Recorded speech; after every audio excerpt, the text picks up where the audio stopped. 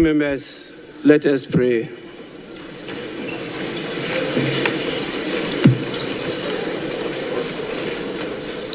Almighty God, we humbly beseech thee to look with favour upon the Parliament of the Republic of Ghana. Grant that it may perform its high duty as in thy sight. Give divine guidance to the President of the Republic. Endow members of Parliament and ministers of state with discernment and vision, integrity and courage, that through the labors of government, this land and people may be well and truly served, and their good purposes for the common human life be realized in our midst. O God, grant us a vision of our country, fair as it might be, a country of righteousness, where none shall wrong his neighbor, a country of plenty, where evil and poverty shall be done away with, a country of brotherhood, where all success shall be founded on service, and honor shall be given to the deserving, a country of peace, where government shall rest on the will of the people and the love for the common good. Bless the efforts of those who struggle to make this vision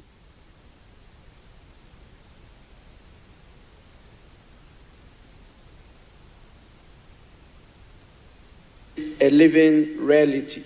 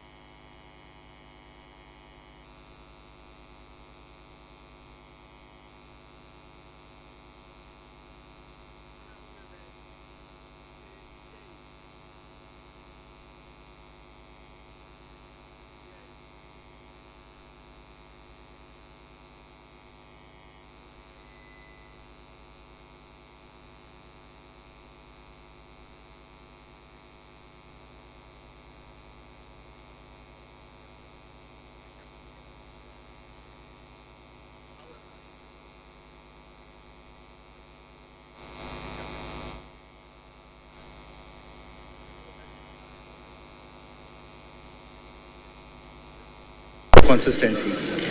Thank you, Mr. Speaker.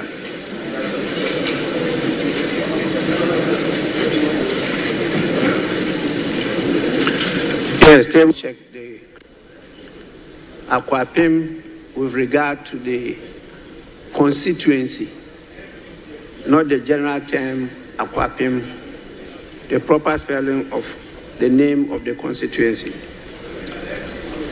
Page.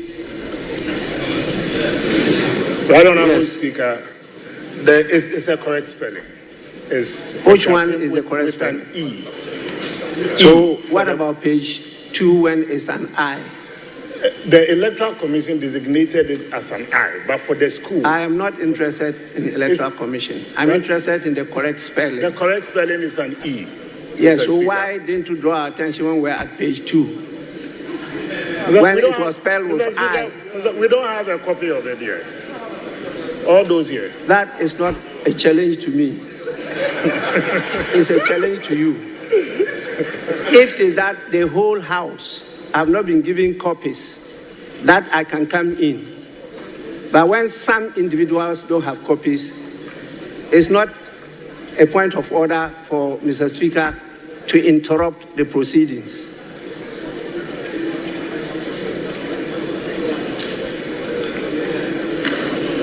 Yes. Minister for Foreign Affairs. I'm most grateful, Right Honourable Speaker. Right Honourable Speaker, item number 5II at page 8.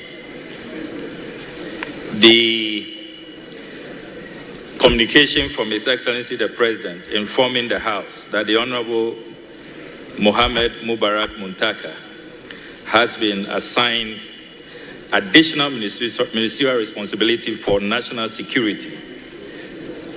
Mr. Speaker, the additional has been omitted. It should be inserted so that it doesn't create the impression that this is because he's Minister for the Interior and has been assigned responsibility for national security. The rendition here does not accurately capture that, because it's not a reshuffle if it's not captured accurately. So Right Honourable Speaker, the rendition here does not convey accurately what the communication is, because he's the Minister for Interior and he has been assigned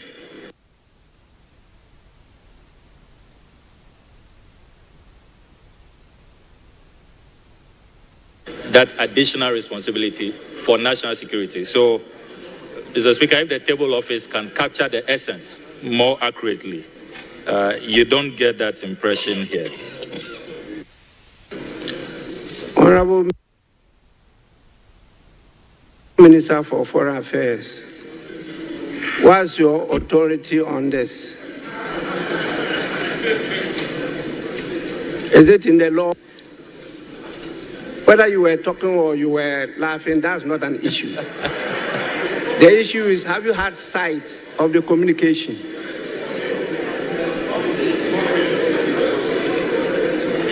You are yes, sure? Mr. Speaker. Because the copy I read did not have any word like additional. The communication is that he's been assigned the responsibility of not additional responsibility.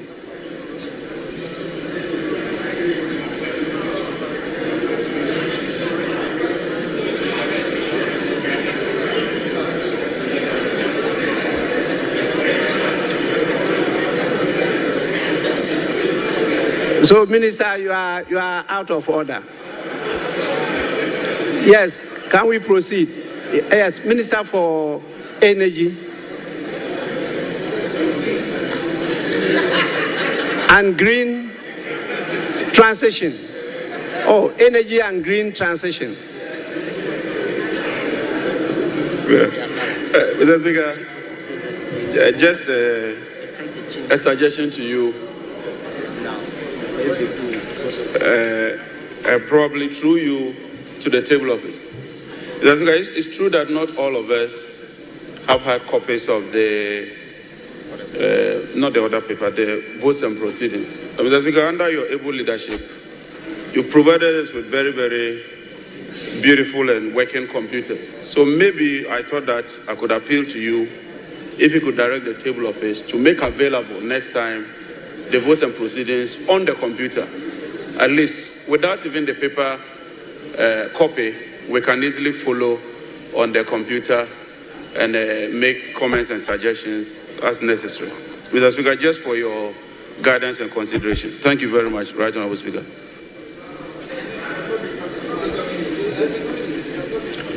Honourable members, the structure we are using as the Chamber of Parliament was constructed in 1964.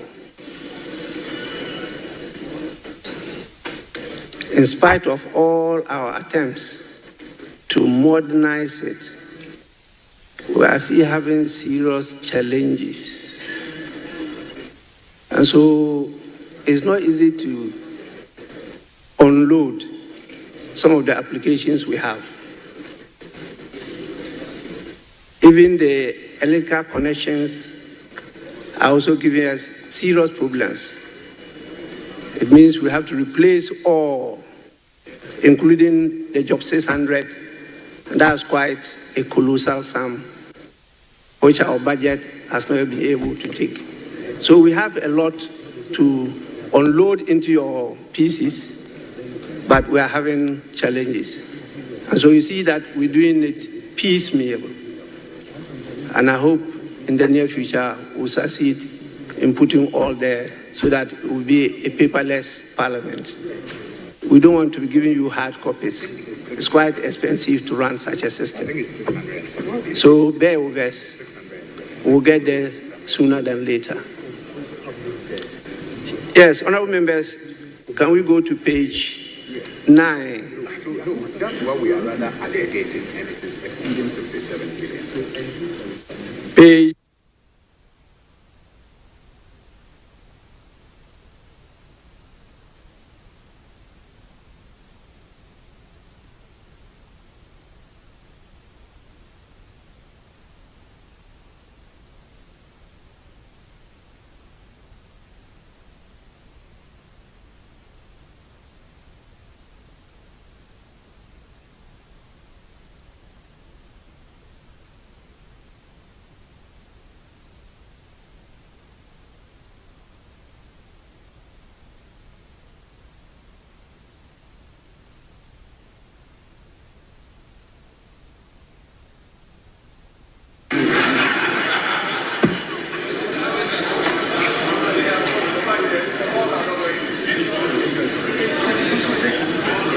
Honourable members, is it the case that your mics have stopped working?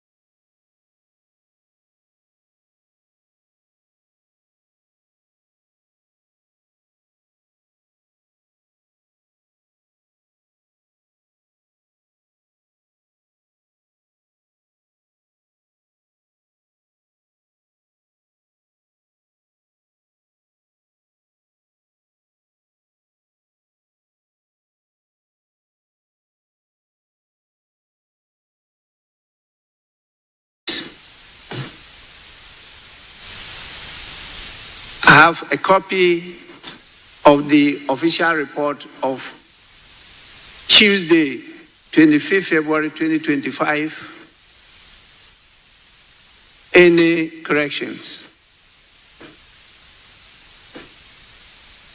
Honorable members, in the absence of any correction, yes? Mr. Speaker, some minor corrections on column 79, second paragraph, line 8. Line 8. The former president, John Agyapong, names are very significant. The second Kufuor was spelled wrongly. It should be Kufuor, not O-U-R. Kufuor. It's a Kufuor. Then the last paragraph, the last sentence, beginning to tend to that concept. Tend is used here, but I suspect the right word should be tend, T-U-R-N, instead of tend, T-E-N-D. Thank you.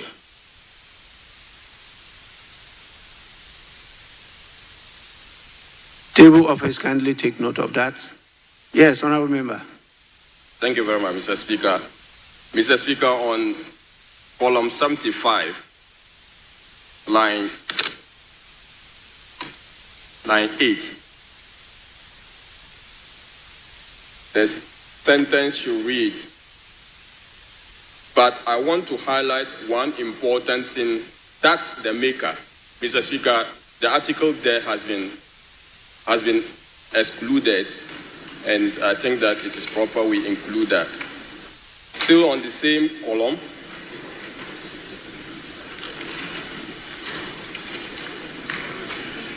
line 17. Mr. Speaker, it should read as, I think that apart from the law, the act that was passed by the House, we has been omitted. We should look at the projects. So, Mr. Speaker, the Hansard department the table should include we there. Mr. Speaker, column 76, paragraph 3. We have, Mr. Speaker, lastly, I would want to also suggest that apart from the budgeting offloading of projects, the mistake here is the phrase, the maker of the statement has to be deleted. The maker of the statement has to be deleted and replaced with we, so that it will then read as, Mr. Speaker, lastly, I would want to also suggest that apart from the budgetary offloading of projects, we could include in every brochure, So that, I think, should be the rendition. Lastly, Mr. Speaker, the same paragraph,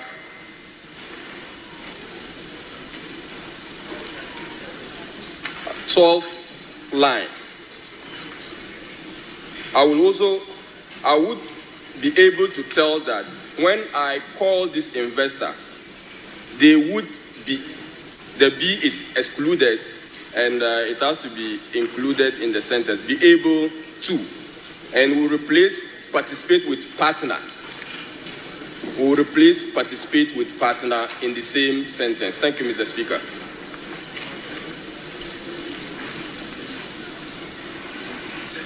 Well,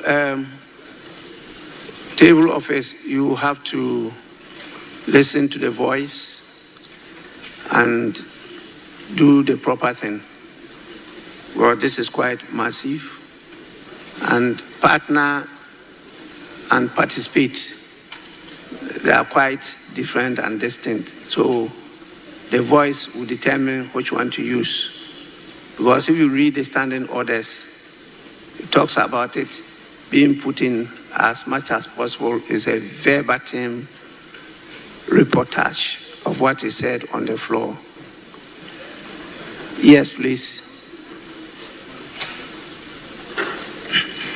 I'm most grateful, Right Honourable Speaker. Right Honourable Speaker, at column 144 of the official report, my contribution to the tribute to the Osajifo, Dr. Kwame Nkrumah, the second paragraph at column 144, the word is faith columnists, not feed. So it should be FIFTH. What we have here is FEED. So, Mr. Speaker, if that can be corrected. And then the first paragraph at column 144, Fidel Castro should not belong to that category. They should be put in a different category. So if the corrections could be effected accordingly. Thank you, Mr. Speaker.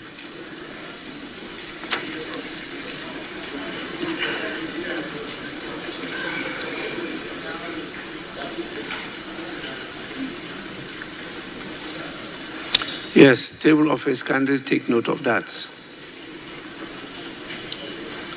Yes, honourable members, there be no further corrections. The official report of the 25th February 2025 is hereby adopted as a true record of proceedings.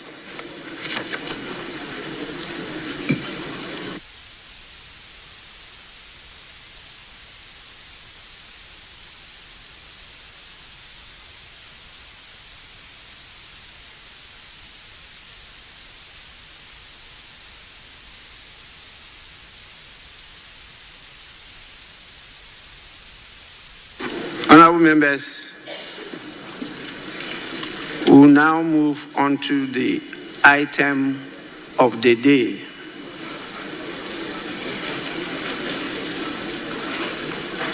The main item of the day, that is item 7, statements. The first statement. Yes. Thank you, Mr. Speaker. Mr. Speaker, on our today's order paper, item 7, as you rightly call, the budget statement and economic policy of the government for the year ending 31st December 2025. Mr. Speaker, I want to invite you to our standing orders, order 195-2. Mr. Speaker, with your permission, I need guidance and I'll read it.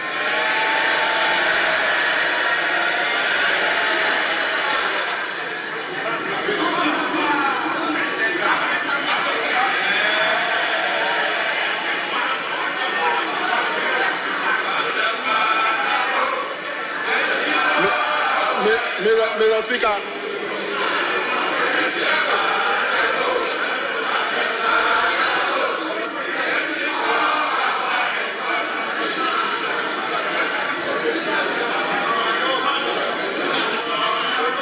Honourable, please, let's listen to the Deputy Minority Whip.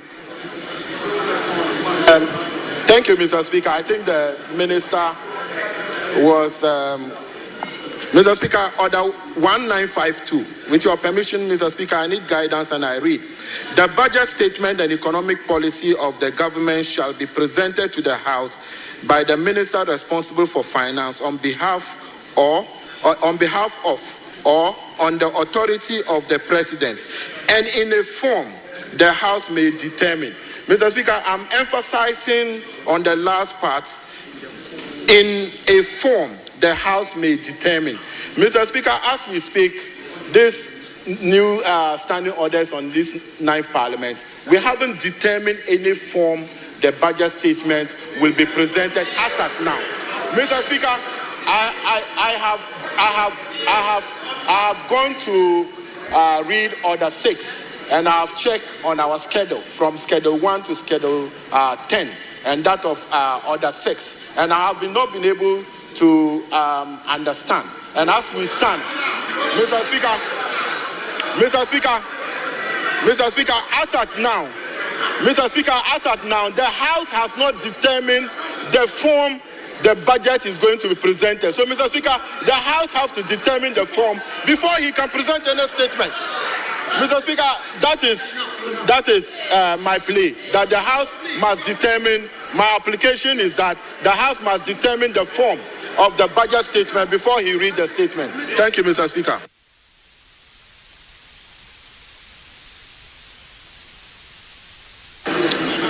Majority Leader.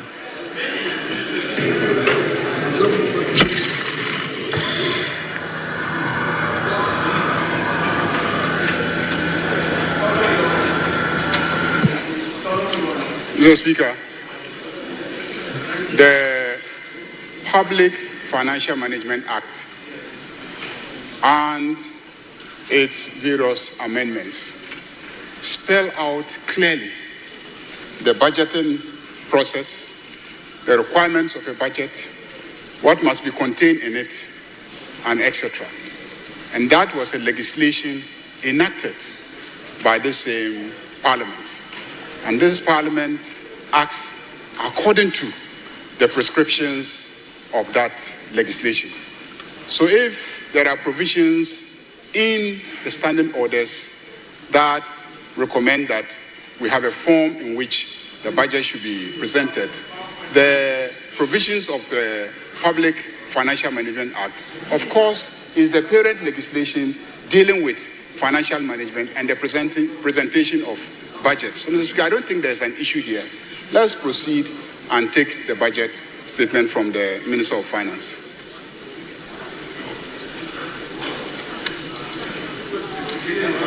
Yes, Minority Leader.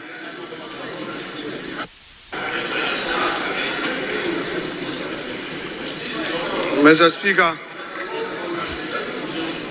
I have listened to the application by the Member of Parliament for Toulon.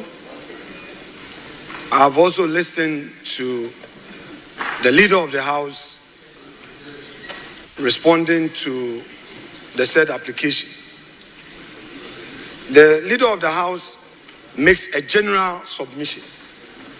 The application was anchored on the rules of this House. A mandatory provision in Order 195, there's no may there. It reads, for the avoidance of doubt and at the risk of being repetitive, this is what it says. The budget statement in economic policy of the government shall be presented to the House by the minister responsible for finance on behalf of and on the authority of the president and in the form the House may determine. Yes, wait, look at them. Mr. Speaker, wait, yes. So, yes, wait. Mr. Speaker, they should take it easy. They should take it easy. They should take it easy. This is law. Take it easy. Take it easy. Take it easy.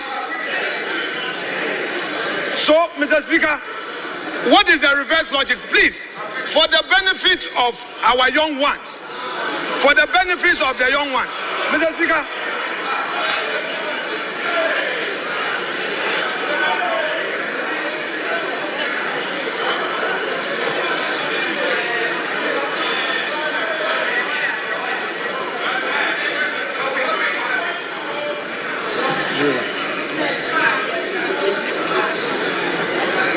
Mr. Speaker,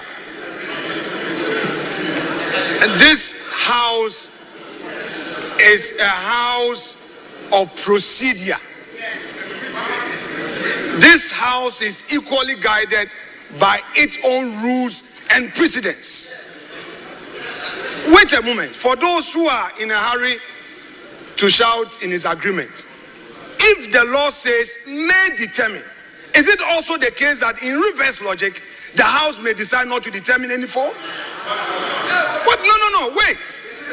The law is that a budget statement must be presented. But we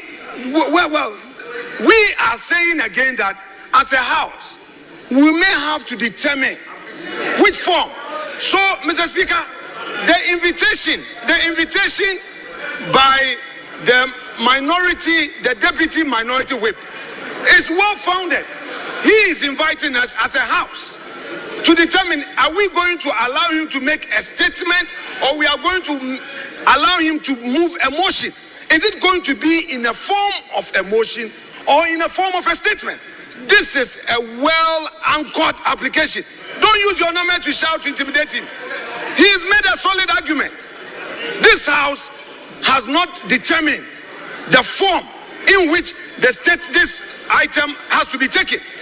The deputy minority whip is inviting us to set the ground rules. The majority leader got up and referred to PFM Act to say what? He didn't quote the specific provision. The man has made an application under our own rules. You didn't attack him on the rules. You didn't know, you didn't say anything against his application on the rules. Mr. Speaker, as the minister is here, in which form are we going to listen to him?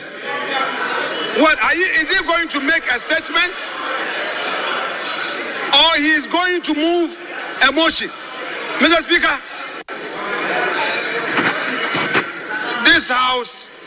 this house is being invited to determine this matter.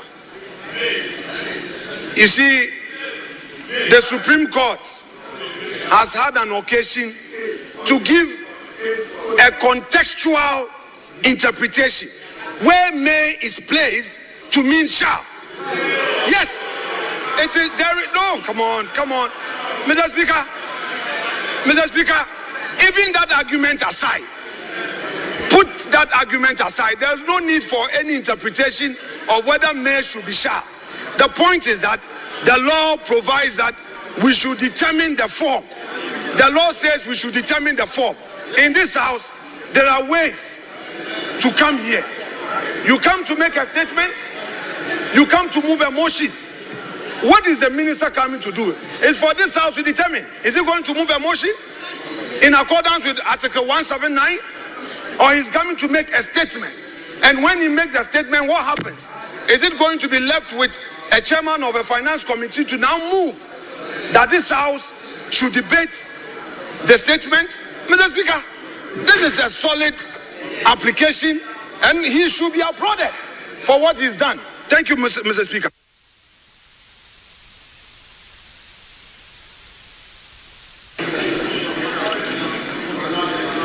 I would want to rule on this matter. I've heard enough. I think in terms of procedure, the right thing has been done. The order you quoted clearly states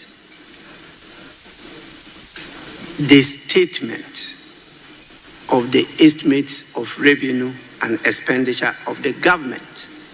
It says what? The statement.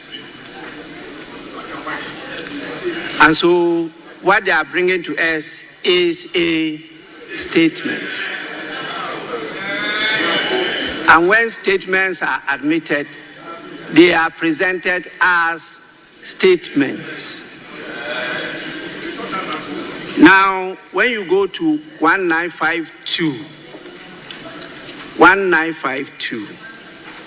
which you refer to, it says the budget statement and economic policy of the government shall be presented to the House by the minister responsible for finance on behalf of or on the authority of the president.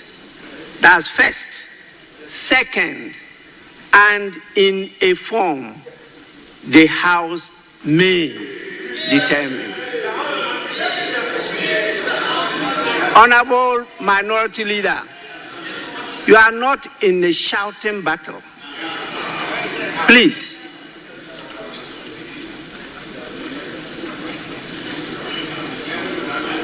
This is the House.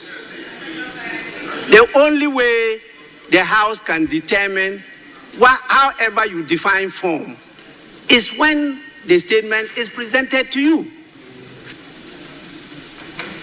The House cannot determine this matter outside the house. You can only determine it when you are truly sitting as a house. And this is the house. He's presenting the statement. If you decide that you want a form, you define form in any different manner as you are doing, then this is the time when it is presented, you take this opportunity to determine that form you want. Different from the earlier forms that we've decided and been practicing. If this is what you want to do, please, the statement must first be presented to you. It has to be presented to the House. And if you may, you determine the form you want it to be presented. That can be part of the debate.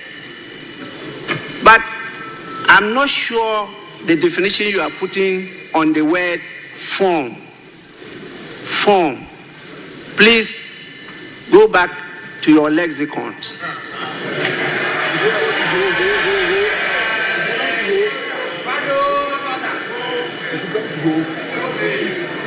To determine the meaning of form. I think the writing is being done. The statement was admitted. It's been properly captured on the order paper as programmed by the business committee, and the minister is here to present the statement to the House. So the minister may do so. So honorable members,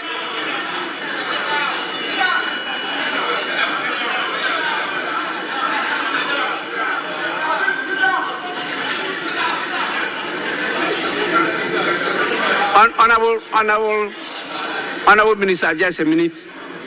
Just a minute. Honorable members, at the commencement. Yes. Mr. Speaker, just to thank you for your guidance and the proper interpretation of 1952. Thank you, Mr. Speaker.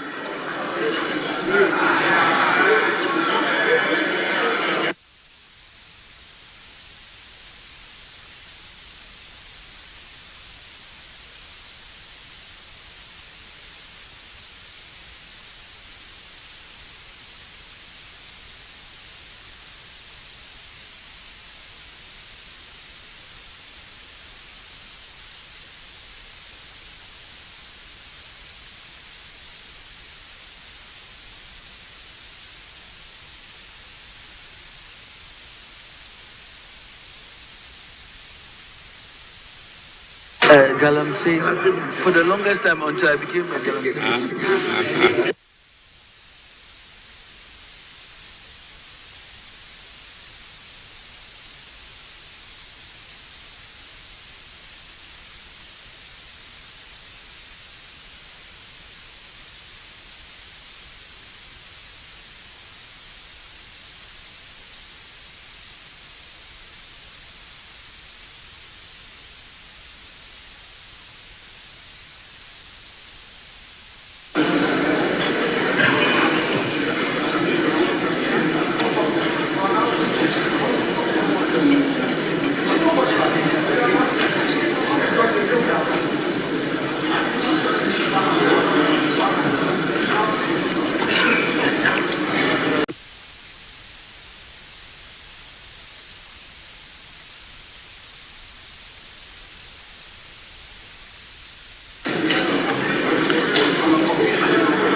Honorable members, item 7, statements. The budget statement and economic policy of the government for the year ending 31st December 2025. Minister for Finance.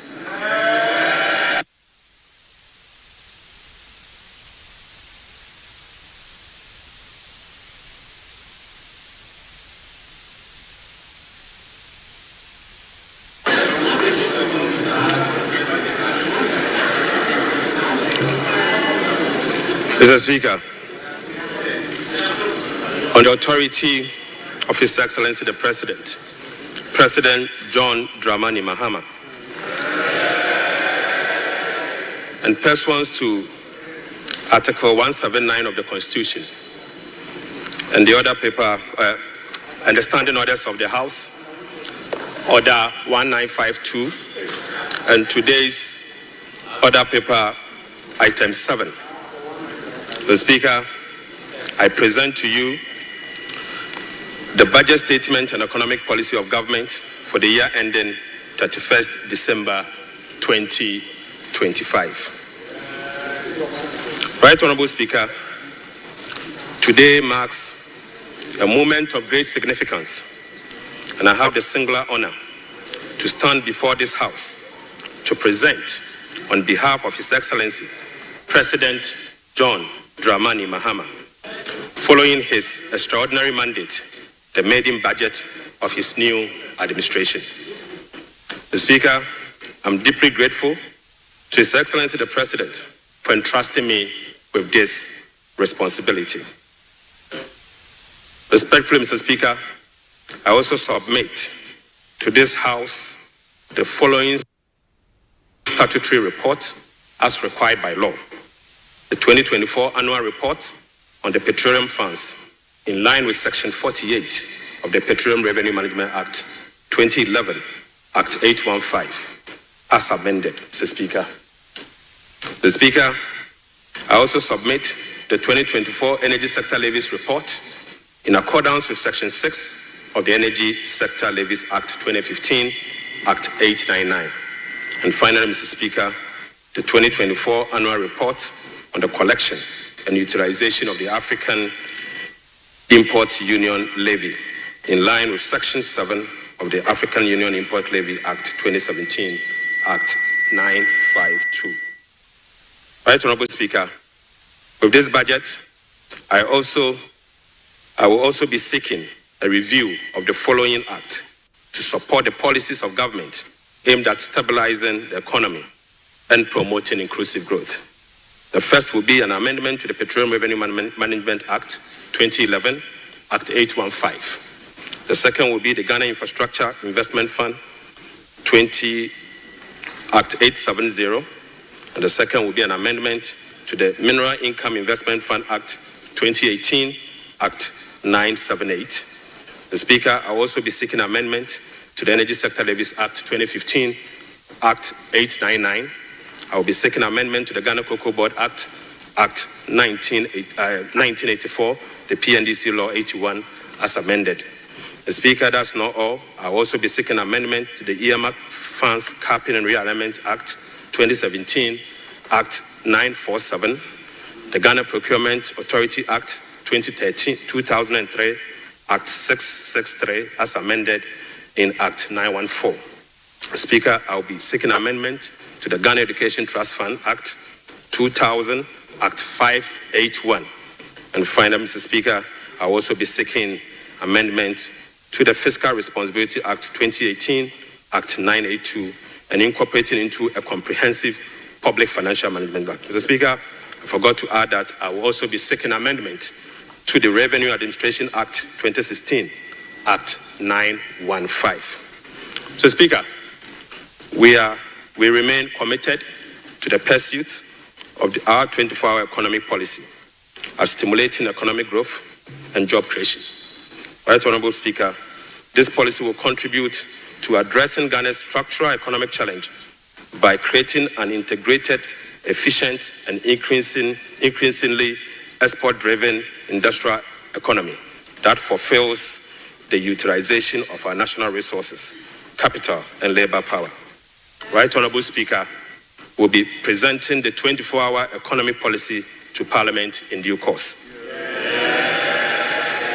In this respect, Mr. Speaker, the Labour Act, the Ghana Investment Promotion Act, and other enabling legislations will be reviewed accordingly. Mr. Speaker, as part of the effort to stabilize our city through foreign exchange and gold reserve accumulation, I will also submit a bill to provide a legal framework for the establishment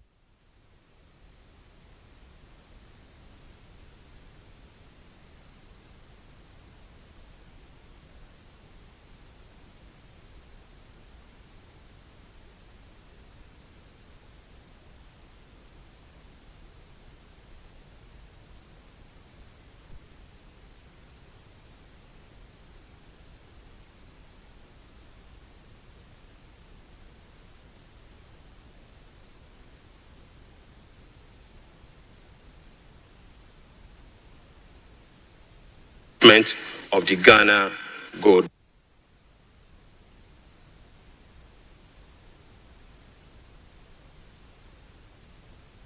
Board for the consideration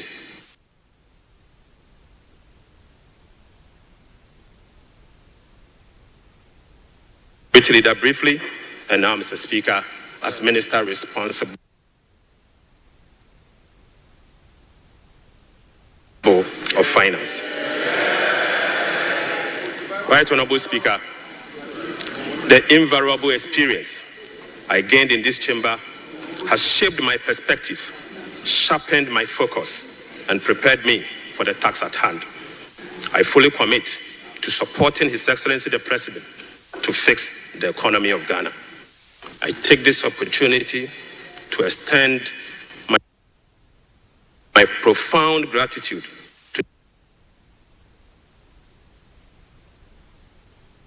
the good people of Agyapong and Yanesiam, my constituents, and to you, Mr. Speaker, and members of this House across the aisle for your unwavering support throughout my years in this chamber. Mr. Speaker, this esteemed House is a sanctuary of rigorous debate, principled cooperation, and at times constructive disagreement, all in the pursuit of greater good of our beloved country. I look forward to working with you, Right Honorable Speaker, and my colleagues on both sides of the aisle to reset the Ghana's economy through sound policy and structural reforms that will propel our country forward. Mr. Speaker, there comes a time in a nation's history when fundamental challenges must be confronted, difficult choices must be made, and a new course must be set for the future. For Ghana, the defining moment is now. Mr. Speaker, President John Dramani Mahama made a commitment to reset Ghana for jobs, accountability, prosperity. The Speaker, as captured in the NDC manifesto, in this regard, the theme of our budget is resetting the economy. For Ghana, we want.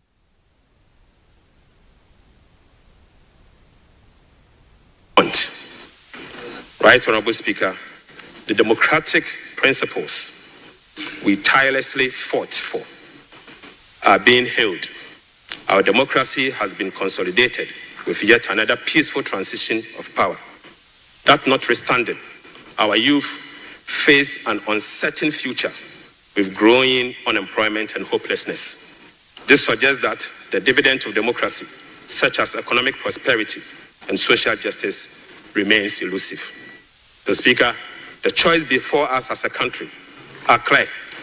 We can either continue on a path of self-destruction by not confronting the problems, or we can embark on a journey of fundamental reforms and transformation, one that resets our economic model, redefines our priorities, honors our social contract, and provide opportunity for all.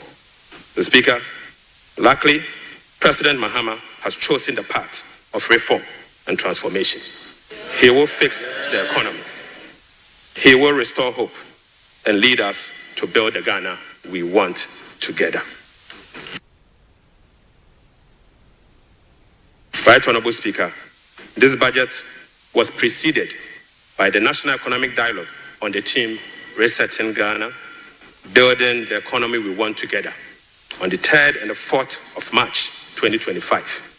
Through this consensus building dialogue, the people demanded a decisive action, real solution to the severe challenges that plagued us as a country. Mr. Speaker, the 2025 budget is a culmination of the true aspirations, felt needs, genuine desires of the people of Ghana, expressed through the engagement with diverse stakeholders. As part of our broad consultation also, ahead of the budget, we recently engaged traders at major trading centers, including the Mokola market, to listen to their concerns, gauge their expectations, and elicit their input. So, Speaker, the extensive consultation revealed that the overriding concern among Ghanaian traders and business community remains price and exchange rate stability. Apart from eroding their working capital, Exchange rate volatilities makes effective business planning impossible and increase the cost of doing business. This budget outlines far-reaching measures which will be implemented in close collaboration with the Central Bank, the Bank of Ghana, to effectively and efficiently manage the exchange rate and inflation.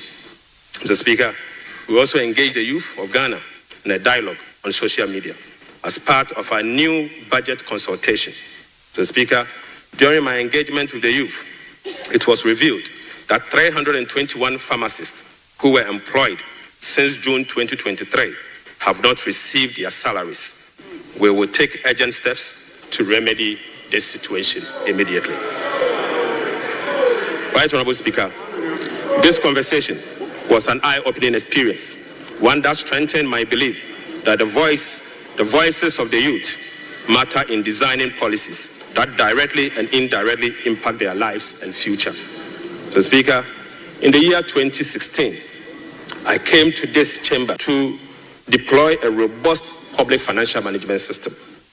Even though, Mr. Speaker, the Public Financial Management Act remains one of the best in the world, its poor implementation has rendered our public financial management systems weak, allowing for abuse and costly infraction. So, Speaker, President Mohammed's government is committed to the full implementation of this critical legislation. So, Speaker, accordingly, we will enforce the sanction regime, link contracting and public procurement to budgetary provisions in the medium-term expenditure framework, and seek parliamentary approval for all multi-year commitments as required by law.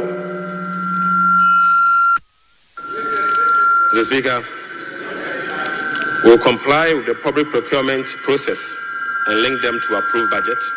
We will also respect the limits of the appropriations as approved by Parliament. We will rationalize the management of the compensation of employees, including conducting headcounts across the country. Mr. Speaker, I now turn my attention or my focus to the state of the Ghanaian economy as at 31st December 2025. Right Honorable Speaker, Mr. Speaker, I now focus my attention on the state of the Ghanaian economy as at 31st December 2024. Mr. Speaker, hands on heart, we inherited an economy in deep crisis. Mr. Speaker, an economy hard hit with debt and beset by other fiscal challenges, such as large accumulation of MDRS, energy sector, shortfalls, and financial sector payments. Mr. Speaker, recommitment control and reckless public spending have reversed the progress made in fiscal consolidation, even under the IMF program that commenced in the year 2023. The Speaker, notwithstanding the gains made under the IMF-supported program that was to achieve through the painful sacrifice of domestic bondholders, external creditors, and taxpayers, the economy remains in distress. Right Honorable Speaker, key performance indicators to be assessed by the IMF staff in the upcoming fourth review of the program scheduled for April 2025, such as the primary balance on commitment basis, inflation, social protection, and others, as at end 2024, are likely missed. Right Honorable Speaker, in addition, all structural benchmarks due by end December 2024 are also missed. So, Speaker, inflation worsened in the year 2024 from 23.2% in the year 2023 to 23.8% in 2024. So, Speaker, the 2024 end period inflation also exceeded the budget target of 15% by 8.8 percentage points and the IMF central target of 18% by 5.8 percentage points. Unfortunately, this has triggered a discussion with IMF under the monetary policy consultation clause. Right Honorable Speaker, the primary balance on commitment basis worsened from a deficit of 0.2% of GDP in the year 2023 to a deficit of 3.9% in the year 2024. Mr. Speaker, the primary balance on commitment basis target for 2024 was a surplus of 0.5% of GDP. Sadly, the previous government recorded a deficit of 3.9 percentage point of GDP. This presents a slippage of a whopping 4.4 percentage point. Right, Honorable Speaker. At the end of December 2024, total central government arrests amounted to 67.5 billion Ghana cedis, representing 5.2% of GDP. The Speaker, with the road sector recording an arrest of 21 billion Ghana cedis. The Speaker, when I assumed office on the 23rd of January 2025, my office was inundated with requests for payment for many contractors and suppliers. To ascertain the total arrests and outstanding payment for all MDAs, the Ministry of Finance decided to formally request all MDAs on the 28th of January 2028 to submit information on all arrests and outstanding claims for validation.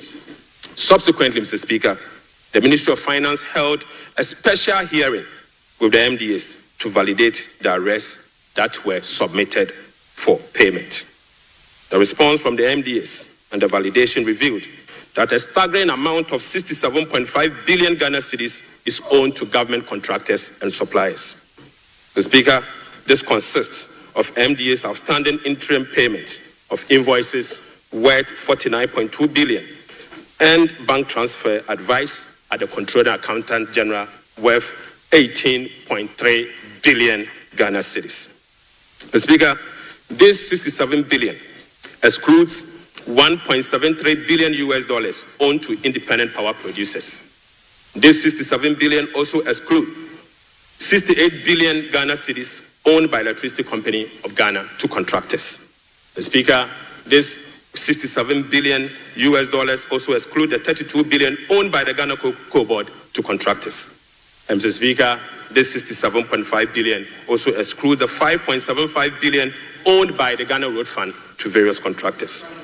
Right, Honorable Speaker, the Bank of Ghana is also seeking an amount of 53 billion Ghana cedis as bailout to be able to address their negative equity challenge that they face.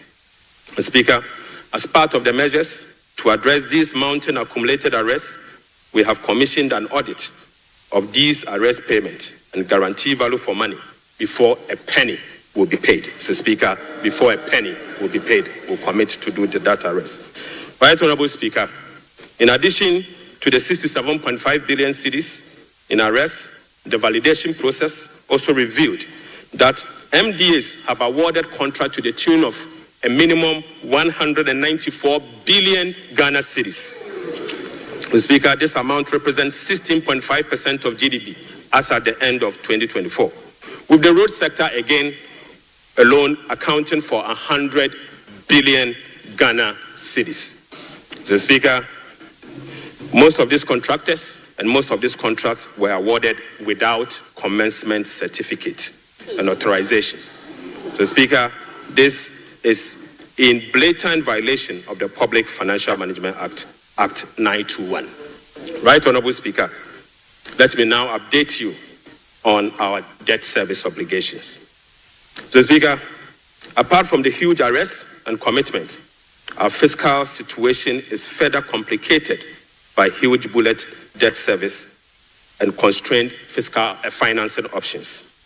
Currently, Mr. Speaker, the government option to finance the budget is limited to only Treasury bill market following the debt restructuring program. Moreover, the forthcoming debt service of both domestic and Eurobond debt obligation will have profound implications for fiscal sustainability and balance of payment. Right, Honorable Speaker, domestic debt service alone, programmed for the next 4 years, is 150.3 billion Ghana cedis. The Speaker, simply put, the interest and principal payment that will be due for payment beginning now for the next 4 years is 150.3 billion Ghana cedis. This represents 11.6% of GDP in domestic debt service obligation alone. The Speaker, of this 150 billion US Ghana cedis, 73.3% of this 150 billion Ghana cedis is due for payment in the year 2027 and 2028. Right, Honorable Speaker, 2027 alone, the domestic debt service that will be falling due will be 57.6 billion, and 2028 will be made to call upon to pay 52.5 billion Ghana cedis. So, Speaker, the debt service obligation of 2027 and 2028 are major harms. These harms are cancerous and pose significant risks to the economy of Ghana. But, Mr. Speaker, touch wood, we shall fix it. We shall fix it. Mr. Speaker, our debt service obligation of this financial year is equally burdensome with significant harms. February, we were called upon to pay 9.9 billion. July, we'll be paying 6.2 billion. And August, we'll be paying 10.1 billion. All this year. Right, Honorable Speaker, the fiscal challenges are further compounded by the significant short-term treasury bill that we also inherited. So, Speaker, these obligations, totaling about 111.1 billion Ghana cedis, requires rollover week in, week out, placing additional pressure on cash flows and liquidity requirements. Mr. Speaker, beyond the domestic maturities, Ghana faces significant external debt service obligations for the next 4 years. In the next 4 years, will be made to call upon to pay 8.7 billion US dollars, representing 10.9% of GDP, with heavy concentration again in the year 2027 and 2028. Again, Mr. Speaker, 55% of this will be due in the year 2027 and 2028. Right, Honorable Speaker, in the year 2027, we'll be made to pay 2.5 billion US dollars, and 2028, we'll have to again pay 2.4 billion US dollars. Right, Honorable Speaker, it seems the debt restructuring undertaken by the previous administration was designed to make 2027 and 2028 debt repayment heavy, sadly. So, Speaker, I don't know how come we sat and allowed that design to happen. So, Speaker, that is cancerous. But I can assure you, we will fix it. Mr. Speaker, in spite of all this upcoming domestic and external debt service obligation, no buffers were built to cushion this unprecedented debt service burden. Mr. Speaker, as of 7 January 2025, the debt service reserve account, the sinking fund in dollar, has a balance of 64,000 US dollars. The Speaker, when we were leaving office, we left behind 319 million US dollars in that same account. The Speaker, the debt service reserve CD account had an amount of 143 million Ghana cedis. Right, Honorable Speaker, when we were leaving office, the balance was 430 million Ghana cedis. So, Speaker, I now move you to stalled project. The Speaker, due to the bilateral creditors' debt restructuring that is ongoing, undertaken by previous administration, a staggering number of 55 projects have been halted. So, Speaker, this leaves a massive amount of 3 billion Ghana US dollars in undisbursed loans and about $300 million in outstanding interim payment certificates, IPCs. Some of these projects include the famous Ifio Kwanta Hospital, the Kejetia Market Phase 2, the Bogatanga Boko Pomakrom Road, and the Tema Aflawa Road project. Delayed payment and demobilization from site could result in cost overruns of over 1.1 billion US dollars. Right, Honorable Speaker, the IMF-supported program imposed an annual disbursement ceiling of $250 million for all bilateral loans that are being restructured. This constraint means that it will take a minimum of 12 years to complete all of this stalled program. So, Speaker, unfortunately, as a result of the debt restructuring or this stalled program, working with the IMF will take a minimum of 12 years if we decide to go business as usual. We'll be engaging in the coming days to resolve this challenge. Speaker, I now take you to the famous energy sector fiscal risk. Mr. Speaker, the increase in energy sector financing shortfall is posing significant risk to the Ghanaian economy. In the year 2024, the Ministry of Finance supported the energy sector with payment of about 20.8 billion Ghana cedis. These resources could have been used for job creation and other development programs, like roads, schools, and hospitals, if the sector inefficiencies were resolved. The Speaker, a recent exercise conducted by the Energy Sector Financing Modeling Team under the Energy Sector Recovery Program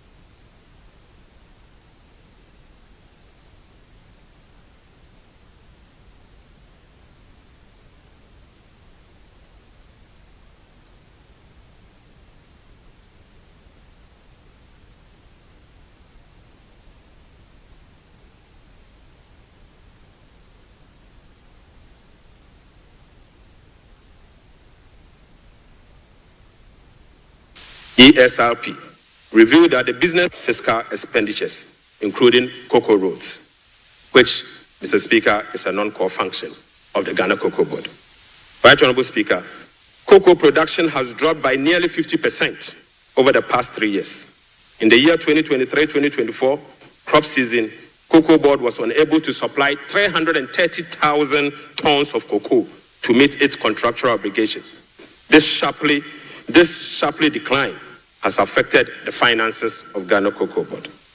This undersupply has been rolled over for subsequent years for the new administration to pay. So, Speaker, these 2023 to 2024 forward sales contracts, locked in at lower prices than the current market rates, have resulted in revenue losses of about $840 million for both Ghana Cocoa Board and the impoverished cocoa farmer.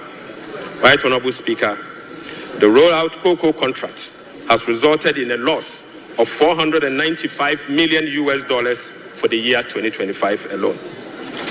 So, Speaker, these are the risks in relation to the market price differentials and, as a result, costs causing the smuggling that we see with Ghana Cocoa Board. So, Speaker, Cocoa Board outstanding debt amount to 32 billion Ghana cedis, of which 11.92 billion is due to be paid in the year 2025. Outstanding cocoa road contracts reached 21 billion Ghana cedis, approximately $1.3 billion in the year 2024, of which only 4.4 billion has been accounted for in Cocoa Board's finances for the year 2025. Mr. Speaker, the financial sector still struggles even after spending 30.3 billion in the financial sector cleanup exercise by end 2024. This includes 26.9 billion Ghana cedis after spending this amount in the banking sector. So, Speaker, as we speak, the financial sector is still struggling, and the financial sector will require 10.45 billion Ghana cedis to address the financial sector legacy issues and emerging risk. In addition, Mr. Speaker, an amount of 2.2 billion Ghana cedis is required to fully capitalize the National Investment Bank and the Agricultural Development Bank of Ghana. Mr. Speaker, I will also update the House on the fiscal performance for the year 2024. Mr. Speaker, the fiscal performance in the year 2024 was characterized by improved revenue collection, but with significant expenditure overruns. In addition, large arrests were accumulated over the period. So, Speaker, in summary, the provisional data shows the following. 1, primary balance on commitment basis, the key fiscal anchor of the IMF program, worsened from a deficit of 0.2% of GDP at the end of 2023 to a deficit of 3.9% of GDP at the end of the year 2024. This is 4.4 percentage points worse than the target surplus of 0.5% of GDP. Sadly, Mr. Speaker, on cash basis, Mr. Speaker, the primary balance was a deficit of 1.2% of GDP against a target of 0.6% of GDP, representing 100% deviation. So, Speaker, the overall fiscal balance on commitment basis for 2024 was a deficit of 7.9% of GDP against a target of 4.2% of GDP, while the overall fiscal balance on cash basis was a deficit of 5.2% of GDP against a target of 5.3% of GDP. Total revenue and grant amounted to 186.6 billion Ghana cedis, or 15.9% of GDP, 5.3% above the revised target of 177.2 billion Ghana cedis, or 17.4% of GDP. The performance was mainly driven by higher than programmed oil and gas receipts and higher non-oil tax revenue collection. Total expenditure on commitment basis, including discrepancies, amounted to 279.2 billion, or 23.7% of GDP. This is 27.1% above the budget provisions of the year 2024, Mr. Speaker.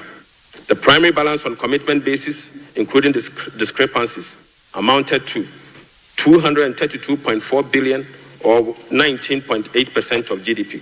This is 35.3% above the target of 171.7 billion, or 16.8% of GDP. Unfortunately, Mr. Speaker, all expenditure lines exceeded their respective targets for the period, except for interest payments, goods and service, and other expenditures. Right Honorable Speaker, the discrepancies for the year 2024 being unclassified expenditure was 3.8 billion Ghana cedis as compared to 12.9 billion Ghana cedis in the year 2023. Mr. Speaker, at the end of December 2024, provisional data indicate that gross central government and guaranteed debt was 726.7 billion from 610 billion in 2023. This represents 61.8% of GDP in 2024, compared to 68.7% in the year 2023. Mr. Speaker, it is instructive to note that the debt to GDP ratio and the dollar component of our debt that has come down, that has reduced, is as a result of the 37% haircut on principal of Eurobond debt under the debt restructuring. Mr. Speaker, it is important to know that. Mr. Speaker, Right Honorable Speaker, it is instructive to note that the debt to GDP that has reduced is as a result of the 37% haircut on principal and interest that were given to Eurobond bondholders. So, Speaker, you may recall that the government commenced the debt restructuring program in the year 2022 to restore debt sustainability and economic stability. As of now, the restructuring process is approximately 93% completed. The remaining 7% relate to debt of $2.7 billion owed to commercial creditors. We are committed to completing the remaining debt restructuring as soon as possible. So, Speaker, real sector development in the year 2024. Right Honorable Speaker, provisional 2024 GDP statistics published by the Ghana Statistical Service on the 10th of March 2025 shows that overall real GDP growth increase. So, Speaker, at the end of increased to 5.7% in the year 2024. Mr. Speaker, I take that again. Mr. Speaker, provisional 2024 GDP statistics published by the Ghana Statistical Service on the 10th of March 2025 show that overall GDP growth grew by 5.7% of GDP in the year 2027, compared to the growth rate of 3.1% recorded over the same period. Mr. Speaker, the key driver of this growth was largely coming from gold mine, Mr. Speaker, including Galamsey. Including Galamsey. Mr. Speaker, Galamsey growth cannot be sustainable. Mr. Speaker, non-oil GDP growth. Mr. Speaker, the non-oil GDP grew by 0.6% in the year 2024, compared with the growth rate of 3.6% recorded in 2023. Mr. Speaker, the gross international reserves increased to a stock position of $8.98 billion at the end of 2024, and was enough to cover 4 months of imports, exceeding the target of a floor of 3 months of import cover. At the end of 2024, the currency had depreciated by 19.2% against the US dollars, 17.8% against the British pound, Mr. Speaker, and it had depreciated by 13.7% against the euro. Mr. Speaker, Right Honorable Speaker, it is what it is. The state of our economy is troubling, but we will fix it. Mr. Speaker, touch wood, we will fix it. But Mr. Speaker, it will require some sacrifices, truthfulness, transparency, and discipline. We will take strong measures to confront the situation head on. Mr. Speaker, the sacrifice must come from all stakeholders, beginning with the government.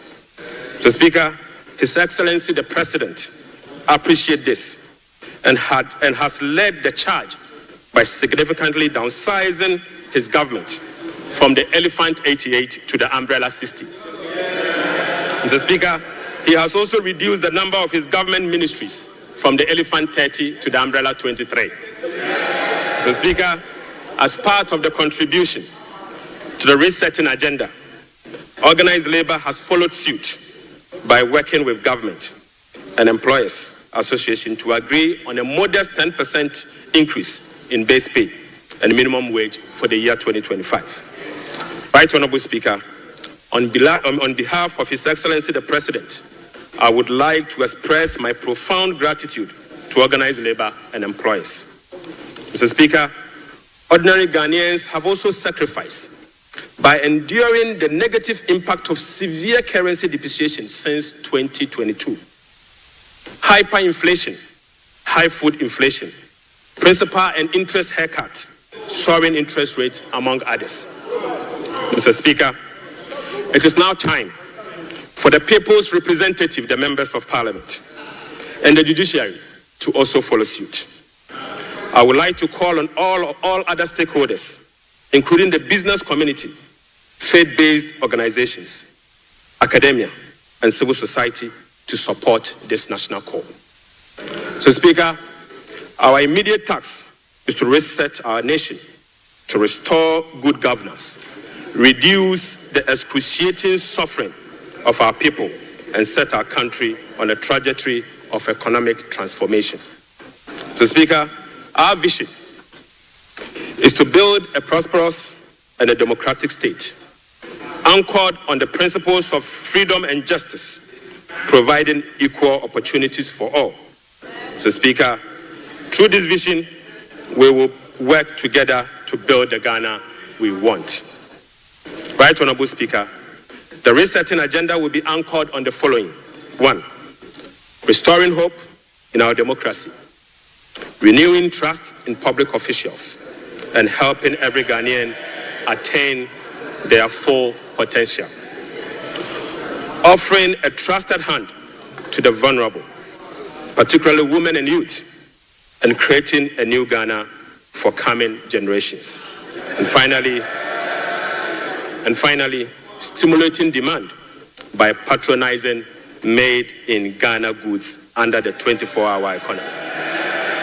Mr. Speaker, today I came to this chamber with made in Ghana bag, signifying, Mr. Speaker, with made in Ghana bag, Mr. Speaker, I would like to first present, Mr. Speaker, they don't know that in Ghana we sew suit. Right, Honorable Speaker, I would like to first present the government's immediate and strong measures to address the current challenges we are confronted with, followed by the medium-term vision, policy objectives, and targets.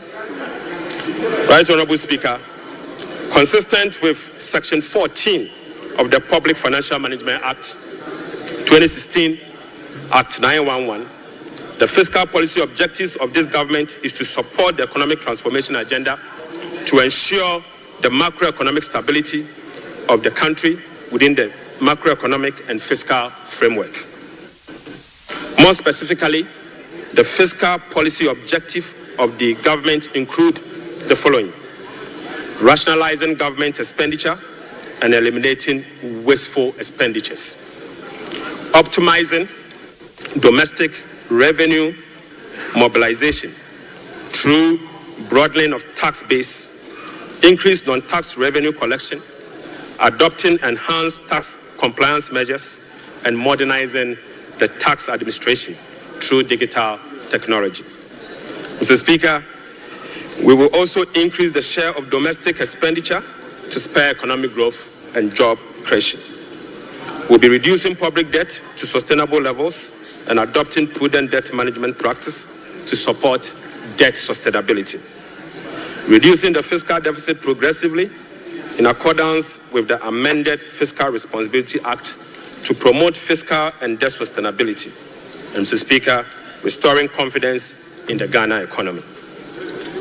Right, Honorable Speaker, our approach will be to foster economic growth, accelerate job creation, reduce inflation, and stabilize the cedi. To achieve this, it is crucial that we establish the macroeconomic stability and ensure debt sustainability.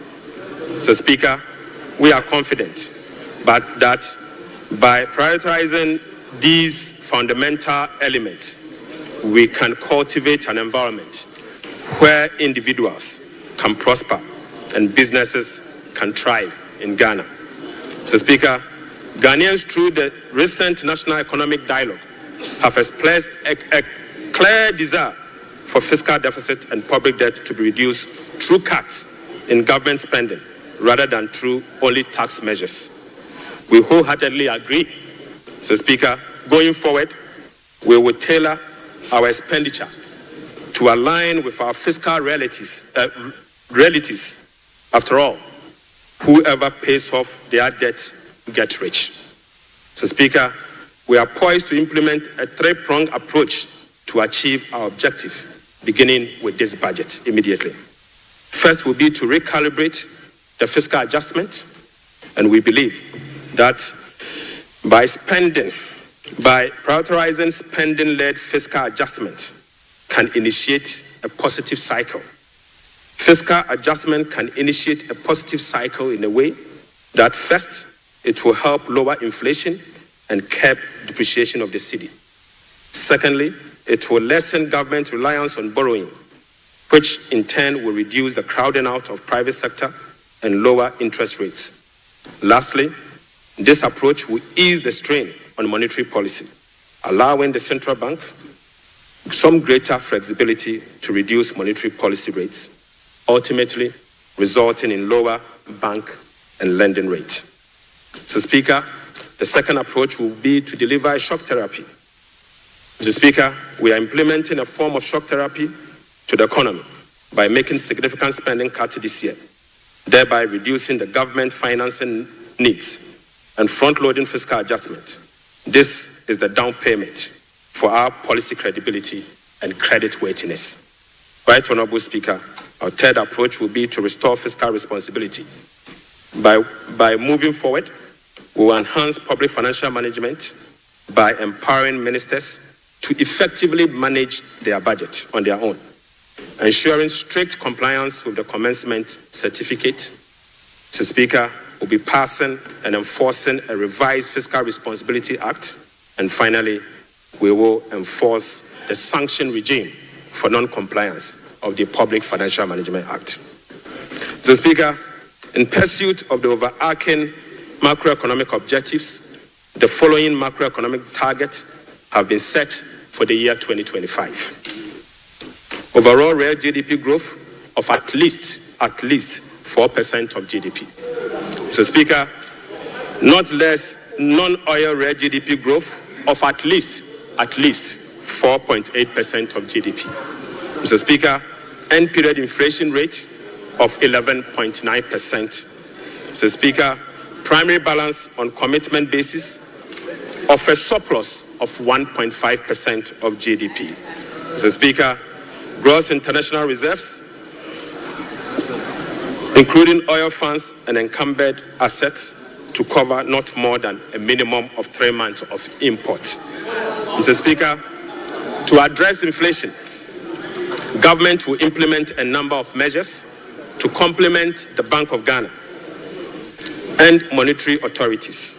Mr. Speaker, the measures to stabilize the exchange rate include the following. We will be establishing the Ghana Gold Board to enhance the generation of accumulation of forex to support the stability of the Ghana cedi. The Bank of Ghana will continue to implement its FX forward auction to support the stability of the Ghana cedi. Government strong fiscal consolidation through the reduction in public sector spending and the fiscal deficit will reduce the pressure on the exchange rate. Mr. Speaker, our import substitution drive under the 24-hour economy involving domestic production of key products originally imported will reduce import and related FX requirements, boding well for FX stability. Right, Honorable Speaker, we are addressing the inflation problems through a number of measures, including the following. First, specific interventions, including the Agriculture for Economic Transformational Agenda, is expected to increase food production and reduce food inflation. Government will implement policies that target items with large weight in the CPI basket, such as transportation and utility, to reduce their prices.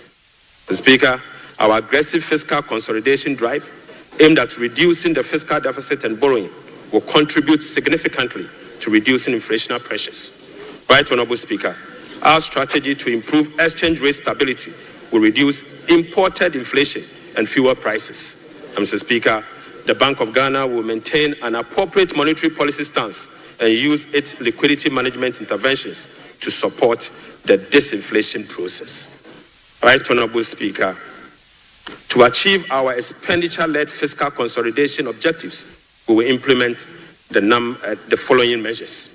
Mr. Speaker, I now take you to our expenditure measures.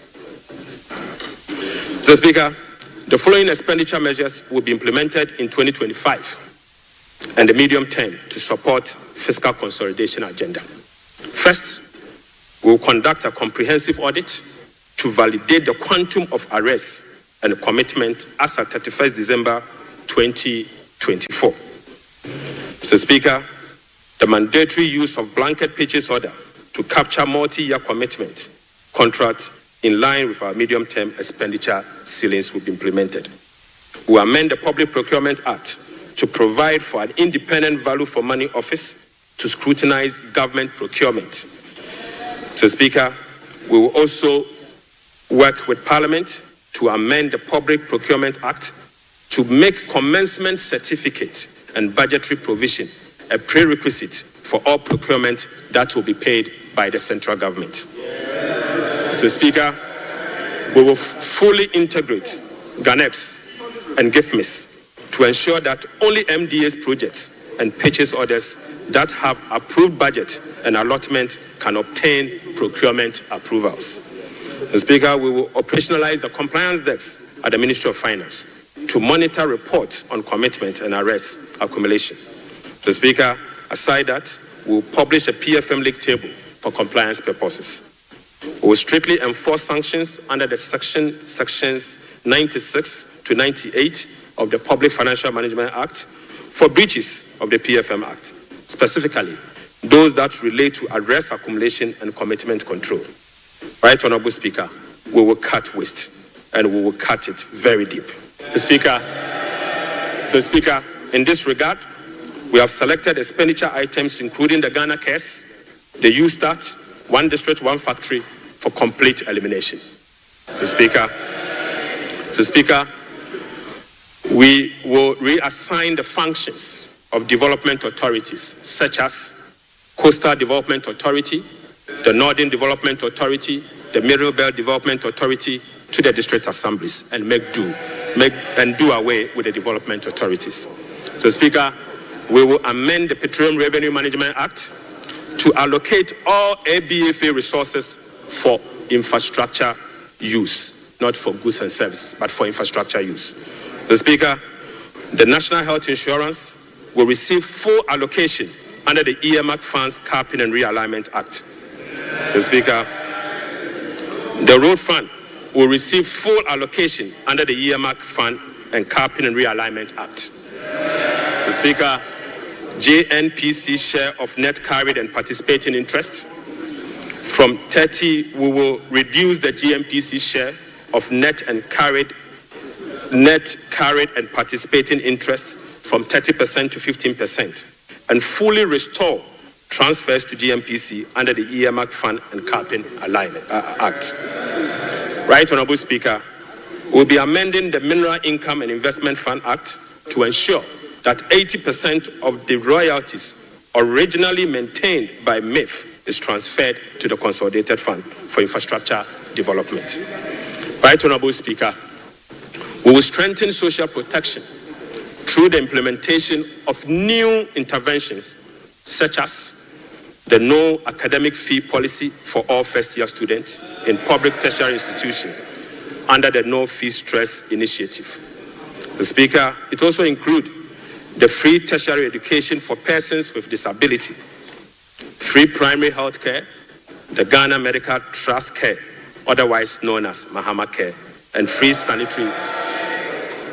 sanitary pads for schoolgirls. Mr. Speaker, to address the energy sector challenges, including reducing the quantum of large energy sector shortfalls, the following energy sector recovery program interventions will be implemented this year. First, Mr. Speaker, ECG and NEDCO will implement a number of measures, including metering and implementation of private sector participation. Mr. Speaker, we'll also implement the liquid fuel to gas swap through an increase in N-gas supply from 60 MMSC per day to 100 MMSC to take advantage of cheaper gas prices and others. Mr. Speaker, we will complete the IPP capacity renegotiation to generate some savings through negotiated lower fixed capacity charges and variable O&M charges. Mr. Speaker, as agreed with the IMF by the previous administration, we will implement the following ESRP measures to achieve the structural benchmark of the IMF program. Mr. Speaker, PURC will continue to implement the quarterly tariff adjustment to reflect changes in inflation, exchange rate, and generation mix.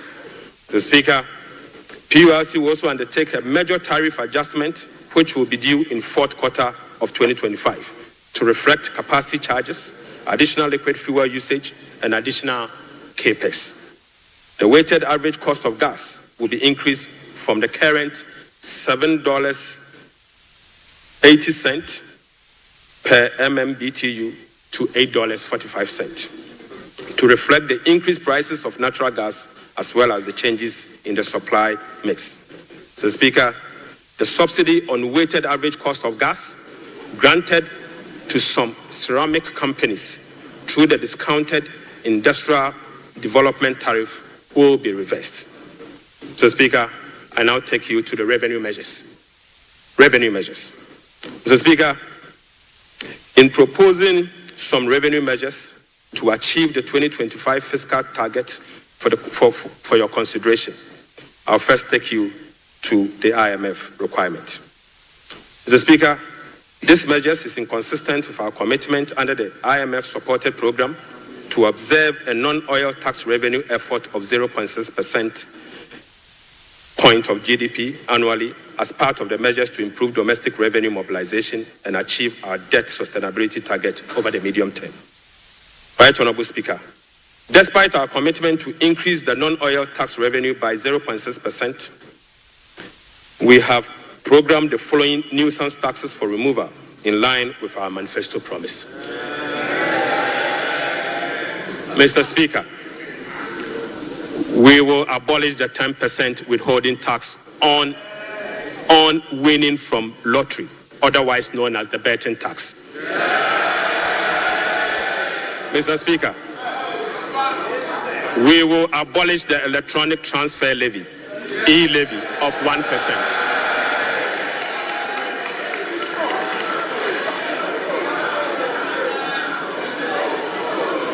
Mr. Speaker, we will abolish the 10% withholding tax on betting. We will abolish the electronic transfer levy, e-levy of 1%. We will abolish the emission levy, otherwise as in Wusie tax. We will abolish the VAT on motor vehicle insurance policy. Mr. Speaker, we will abolish the 1.5% withholding tax on unprocessed gold by small-scale miners.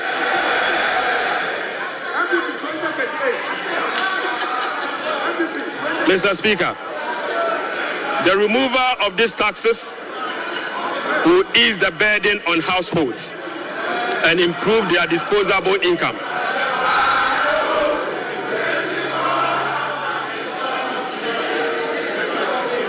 Right, Honorable Speaker, the removal of these taxes will ease the burden on households and improve their disposable incomes. In addition, it will support business growth and improve tax compliance. Mr. Speaker, right, Honorable Speaker, the tax refund account has been abused in recent years. In the last 8 years, a study revealed that 29.1 billion Ghana cedis had accrued to the tax refund account, with only 12.5 billion Ghana cedis, representing 43% of the total accrued amount, being used for tax refund purposes. Mr. Speaker, the study also revealed that 16.6 billion Ghana cedis, representing 57% of the total amount accumulated in the tax refund account, was misapplied. Mr. Speaker, which is a total violation of the Revenue Administration Act, Act 915, and the Public Financial Management Act. Instructively, Mr. Speaker, there were virtually no tax refund arrests over the period. Mr. Speaker, and therefore, we are reducing the current tax refund ceiling by 2 percentage points from 6% to 4% of total revenue, as defined in Section 69 of the Revenue Administration Act, Act 915. Mr. Speaker, by reducing the ceiling on the tax refund from 6% to 4%, right, Honorable Speaker, we have saved the taxpayer 3.8 billion Ghana cedis.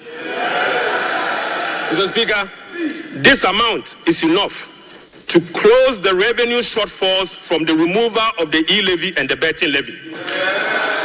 Mr. Speaker, the e-levy would have accrued 1.9 billion Ghana cedis, and the betting tax would have accrued 180 million. The two put together is just above 2 billion Ghana cedis. By reducing the tax refund account from 6 to 4, it is enough to remove this tax, and a savings will be provided to take care of social interventions.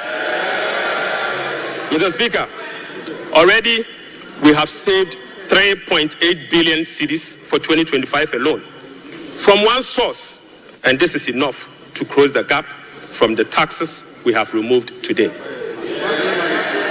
Mr. Speaker, to address the concerns from well-meaning Ghanaians on how we are going to close the revenue shortfalls as a result of the removal of the selected taxes, the answer is that we have stopped the bleeding.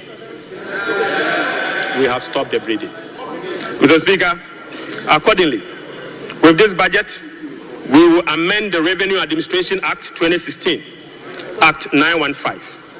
This measure will improve the tax revenue net of tax refund by 2%, representing 0.3% of GDP. Mr. Speaker, in line with government policy, the 2025 minimum wage recently negotiated with the National Tripartite Committee will be zero rated. This is consistent with our resolve to protect the poor and the vulnerable.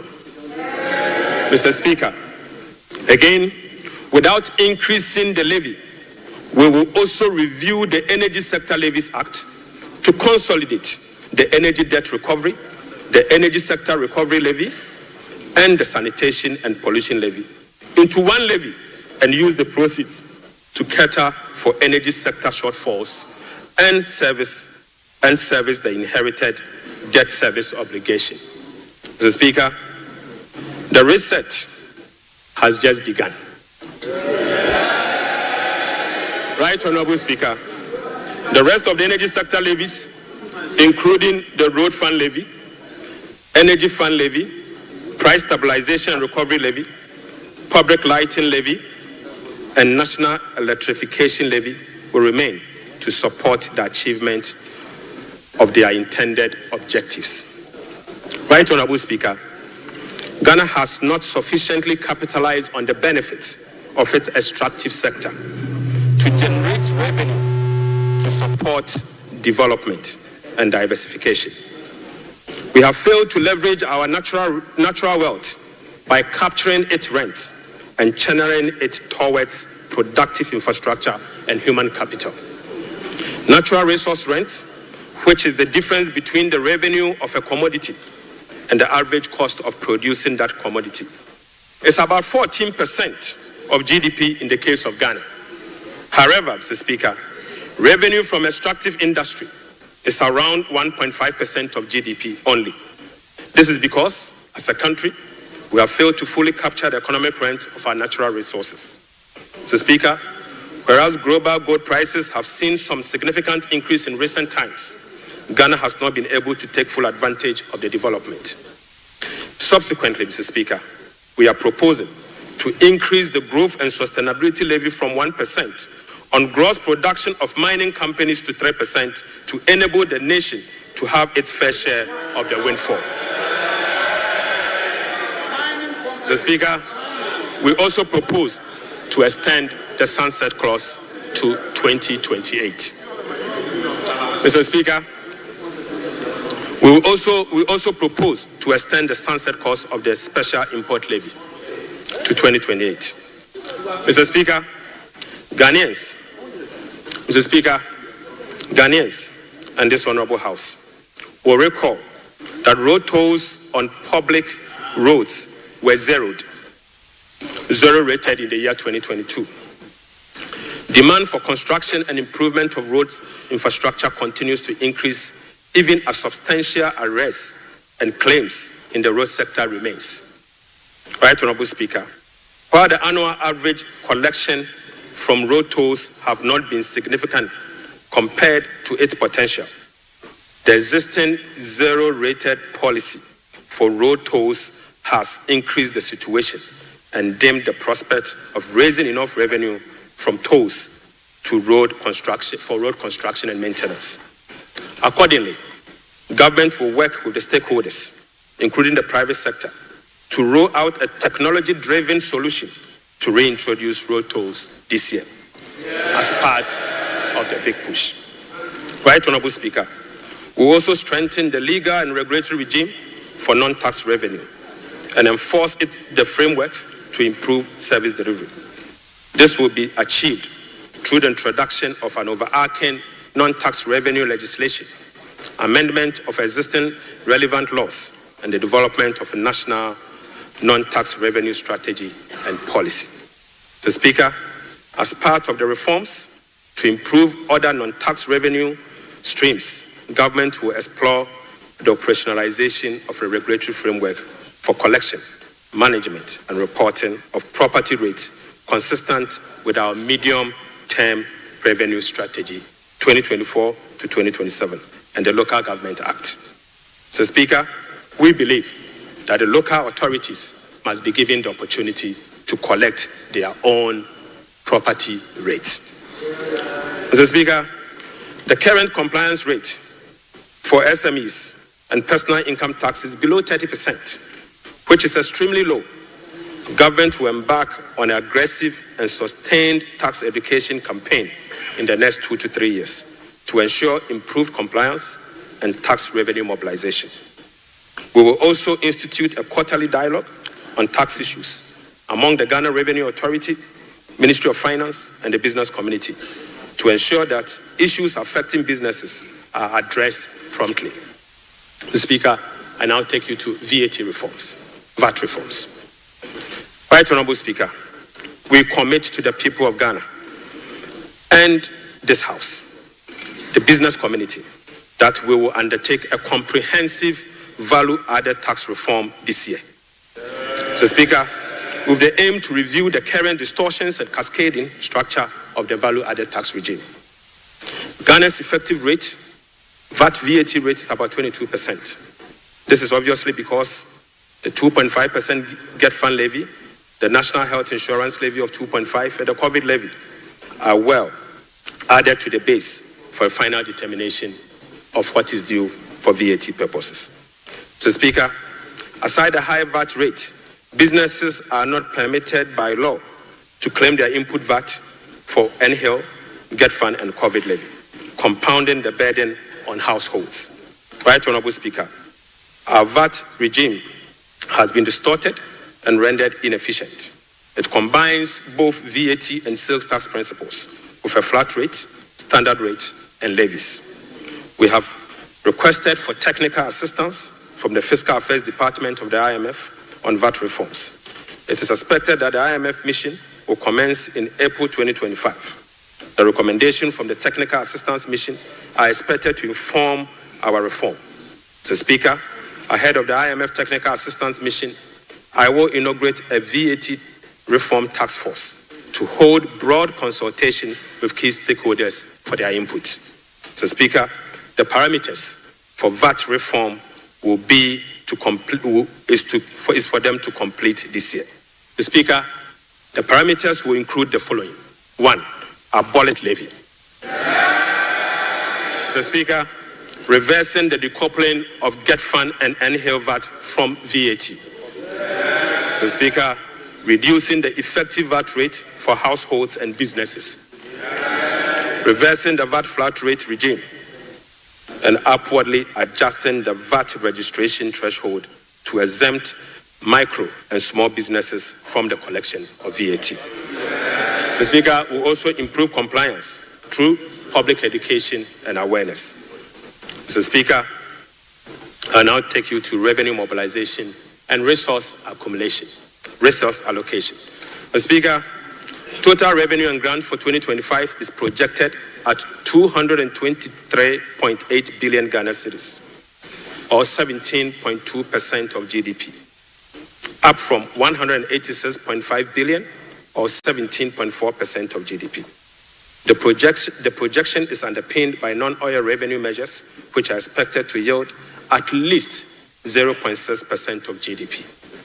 So, Speaker, total expenditure on commitment basis for 2025 has been programmed at 269.1 billion, representing 20.7% of GDP down from 279.2 billion, which is 26% of GDP in the year 2024.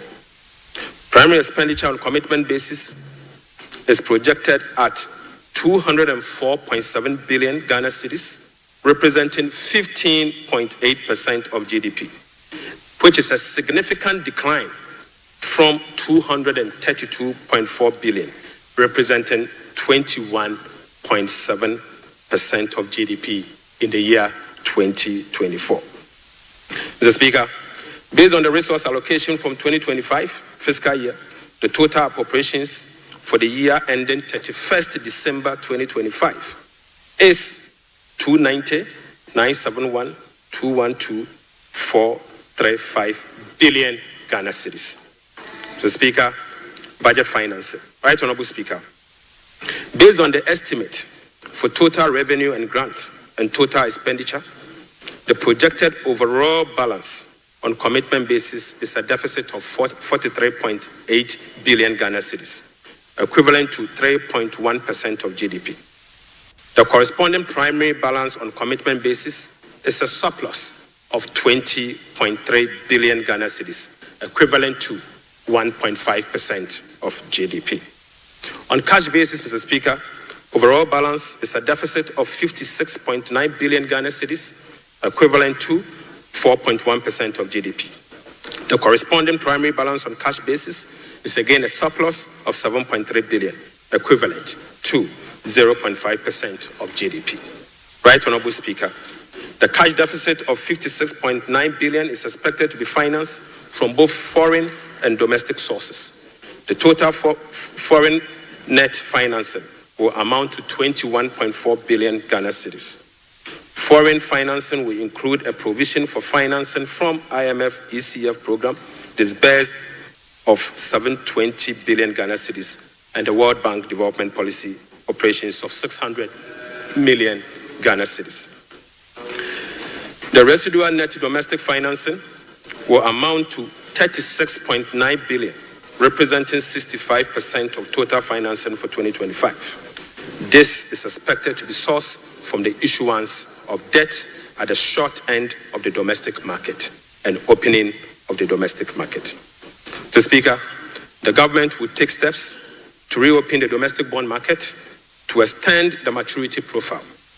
The reopening will be executed cautiously to establish large-size benchmark bonds that will enhance market liquidity. Right Honorable Speaker, further is to reduce the risk on debt portfolio of government, and we will build cash buffers to support effective implementation of the liability management strategy. Mr. Speaker, this will help smoothen the redemption profile and mitigate refinancing risk associated with Ghana's debt portfolio. Mr. Speaker, the government in 2025 and the medium term will implement liability management operations to manage the risk embedded in the Eurobond debt profile. Right Honorable Speaker, beginning 2025, we will commence the operationalization of Section 37 to Section 44 of the Public Financial Management Act 2016. Mr. Speaker, in doing so, we will be building sufficient buffers in the sinking fund as a landmark reform to manage our public debt. Right Honorable Speaker, I'm pleased to report to the House that following our proactive fiscal management strategy, in our engagement with the market, this management strategy has yielded sufficient dividend. Mr. Speaker, on the 7th of January 2025, the NDC government inherited a 91-day treasury bill rate of 28.19%. Mr. Speaker, just 2 months into this administration, we have successfully reduced this rate to 17.72% as at last Friday. Mr. Speaker, this represents a reduction of over 10%. In other words, 1,047 basis points in just 2 months. Mr. Speaker, similarly, on the 7th January 2024, we inherited a 182-day Treasury bill rate at 28.92%. We have again successfully reduced that rate to 18.97% as at Friday, 7th March 2025. This represents a reduction of 995 basis points in only 2 months. The Speaker, again, on the 7th of January 2025,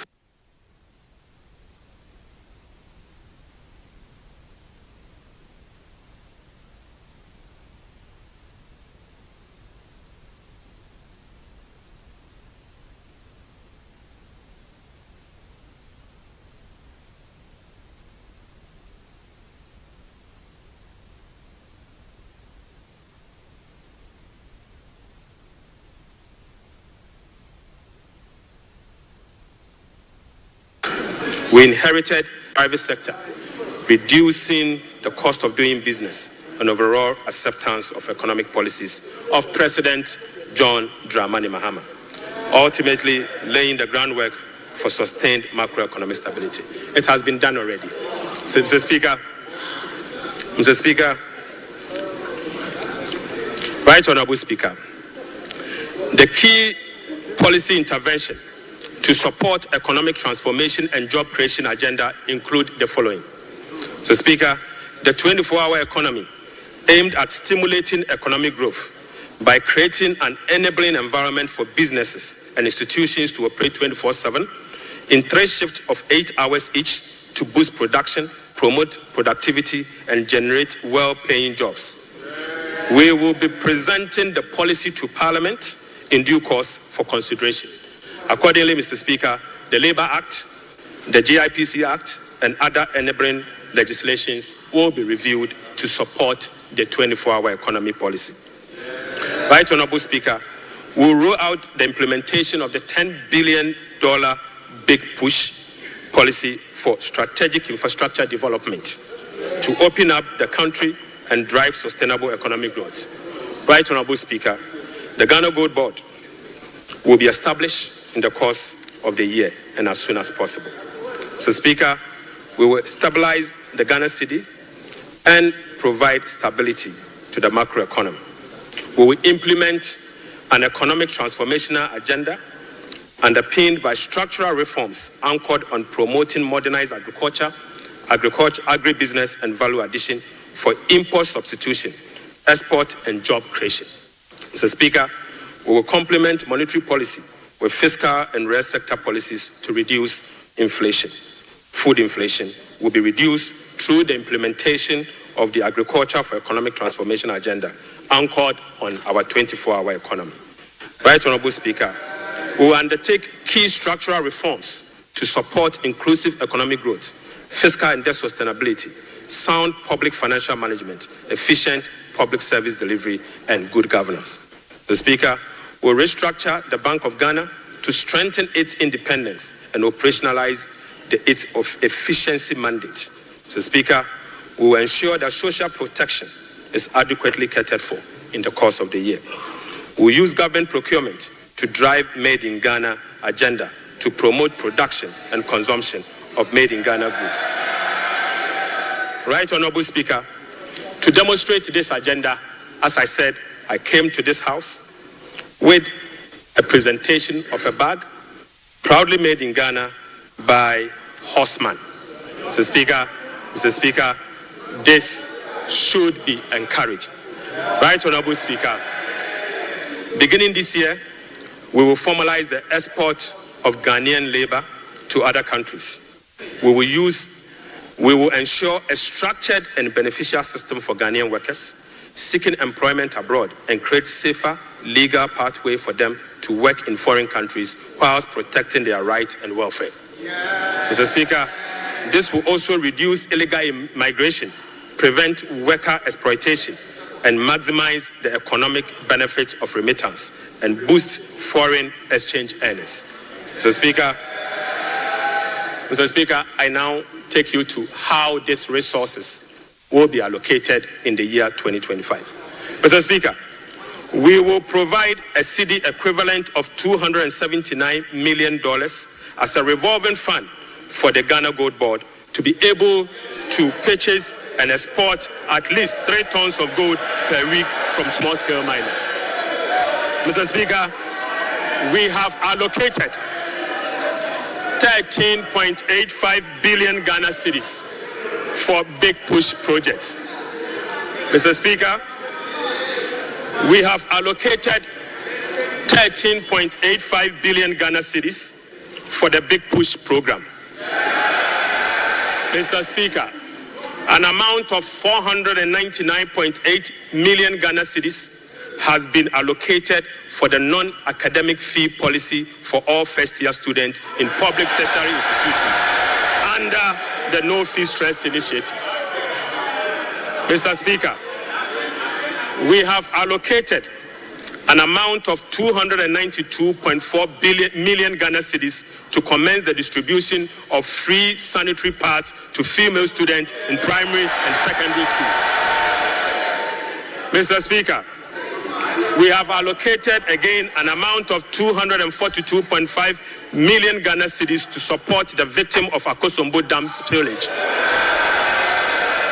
Right, Honorable Speaker, we have also allocated an amount of 200 million Ghana cedis to support the victim of tidal wave disaster that recently displaced resident in certain part of K2 South constituency. Mr. Speaker, the overarching concern about free secondary education has been its quality and the absence of dedicated sources of financing. His Excellency President John Dramani Mahama has resolved it. Mr. Speaker, let me take this again. The overarching concern about free secondary education has been its quality and the absence of a dedicated sources of funding. His Excellency President John Dramani Mahama has resolved the funding challenges by uncapping the GET fund.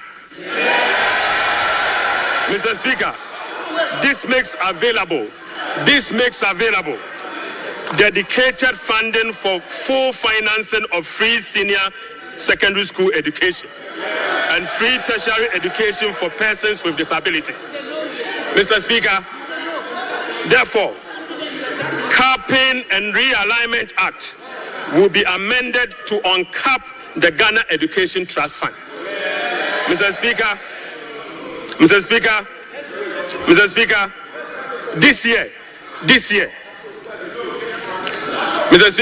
this year, the budget for free senior secondary school education program is 3.5 billion Ghana cedis. By uncapping the GET fund, we will be making available an additional 4.1 billion Ghana cedis specifically for financing free secondary education program and other related expenditures. Mr. Speaker, aside the uncapping of GET fund, we have also absorbed the debt service made up of interest and principal from the Dache bond that GET fund contracted. Right, Honorable Speaker, we have also allocated an amount of 564.6 million Ghana cedis for the provision of curriculum-based textbooks covering the following. 1, 4 sets of KG books and workbooks for about 2.8 million learners. Mr. Speaker, we have also provided for 4 sets of primary textbooks for about 800,000 learners. Mr. Speaker, we have also provided for 9 sets of SHS textbooks for about 540,000 learners. Right, Honorable Speaker, under the school feeding program, budgetary provision has been increased from the 1.3 billion Ghana cedis last year to 1.78 billion Ghana cedis. Mr. Speaker, representing a 33% increase. The allocation for 2025 reflects an increase in feeding costs per meal, per child, from the 1 cedi 50 pesos to 2 cedis, representing 33.3%. Mr. Speaker, Government has also allocated 145.5 million Ghana cedis to the capitation grant, up from 84 million Ghana cedis in 2024. This is an increase of 73.4% over the previous year.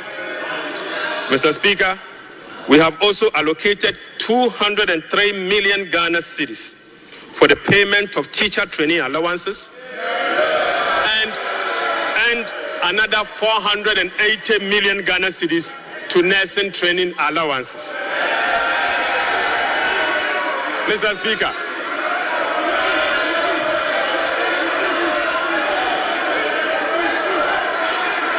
Mr.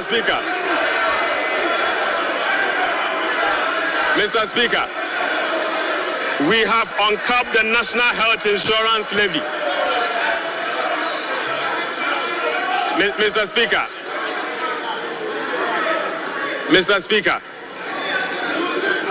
we have uncapped the National Health Insurance Levy.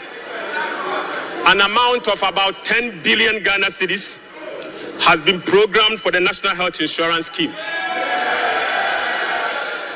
And this amount is expected to be used for the following: claim payments, essential medicine, vaccine payment, free primary health care, the Ghana Medical Care Trust, Mr. Speaker, and bridging the USAID financing shortfall. Mr. Speaker, in the year 2025, government will continue to implement reforms and increase budgetary allocation to enhance the implementation of 4 targeted social protection programs, namely National Health Insurance, the LEAP program, the school feeding program, and the capitation grant. Right, Honorable Speaker, under the LEAP program, beneficiaries will be increased from the current 350,000 to 400,000 beginning July 2025. The allocation of 728.8 million Ghana cedis for last year has been increased to 953.5 million Ghana cedis in the year 2025. So, Speaker, we have also uncapped the road fund. An amount of 2.81 billion Ghana cedis has been programmed for the Ghana Road Fund to be used solely for road maintenance. This represents an increase of 155% over the 2024 allocation of 1.1 billion Ghana cedis. 1.1 billion Ghana cedis. Mr. Speaker, we have also allocated an amount of 7.5 billion Ghana cedis to the District Assembly Common Fund. In accordance with our decentralization policy, we propose to Parliament that a minimum of 80% of the funds allocated to the District Assembly Common Fund should be sent directly to the district assemblies to spur economic growth and at the district level to deepen decentralization. Right, Honorable Speaker, I repeat, we have allocated an amount of 7.5 billion Ghana cedis to the district assemblies common fund. Mr. Speaker, in accordance with our decentralization policy and objective, we propose to Parliament that a minimum of 80% of the funds should be sent directly to the district assemblies to spur economic growth at the district level and deepen decentralization. Mr. Speaker, it is worth noting that in a stark contrast to what has happened recently at the District Assembly Common Fund, where only 50% of the released amount are sent to the District Assembly for the purposes of running the assemblies. Mr. Speaker, we have also allocated an amount of 1.5 billion Ghana cedis for Agriculture for Economic Transformation Program, of which Feed Ghana, Ghana Grains Development Project, Vegetable Development Project, and Nkoko Nketenkete are all key components of the program.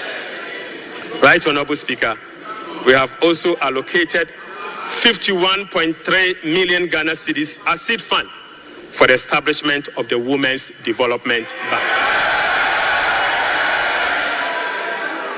Mr. Speaker, we have also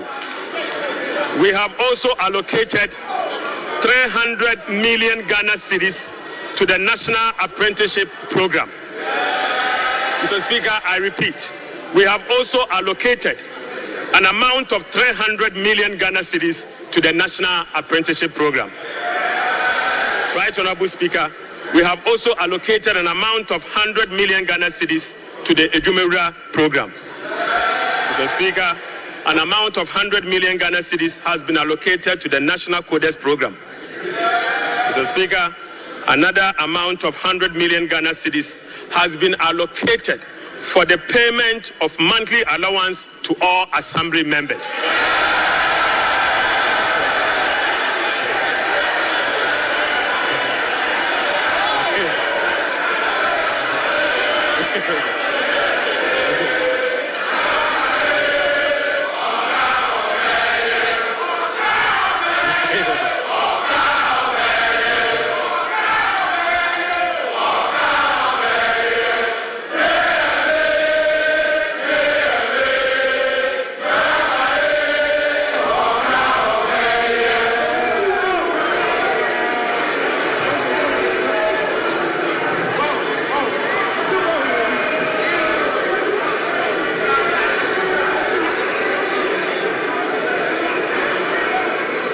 Mr. Speaker,